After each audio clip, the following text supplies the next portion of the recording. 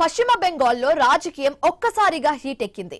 I-PAC కార్యాలయాలపై ED దాడులకు వ్యతిరేకంగా CM Mamata Banerjee భారీ ర్యాలీ నిర్వహించారు. పార్టీ నేతలు, మంత్రులు, ఎమ్మెల్యేలతో కలిసి ఆందోళన చేపట్టారు. అంతకుముందు ఐపాక్ ఆఫీసులో దాడులపై విచారణ చేపట్టింది కోల్కతా హైకోర్టు. కోర్టు బయట తృణమూల్ కాంగ్రెస్ నేతలు భారీ ఎత్తున నిరసనకు దిగారు.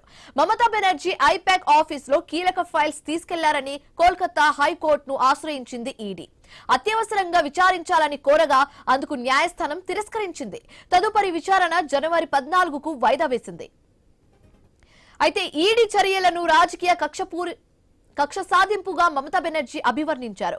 కేంద్ర ప్రభుత్వం ప్రజాస్వామ్యాన్ని అణిచివేయడానికి ప్రయత్నిస్తుందని ఆమె తీవ్ర ఆరోపణలు చేశారు. బెంగాల్లో రోహింగ్యాలు ఉన్నారన్న ఆరోపణలను ఆమె ఖండించారు.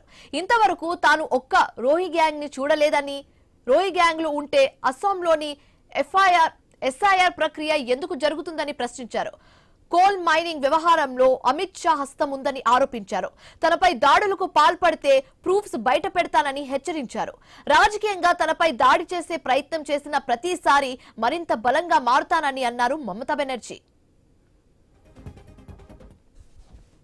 The duty of the ED and Amit Shah, the nasty home minister, the naughty home minister who cannot protect the country, and he's taking away all my party documents.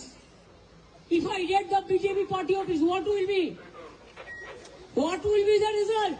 They didn't have any guards. One side the SIR case, they're deleting all the names of the Bengal people, more than 2 crore people.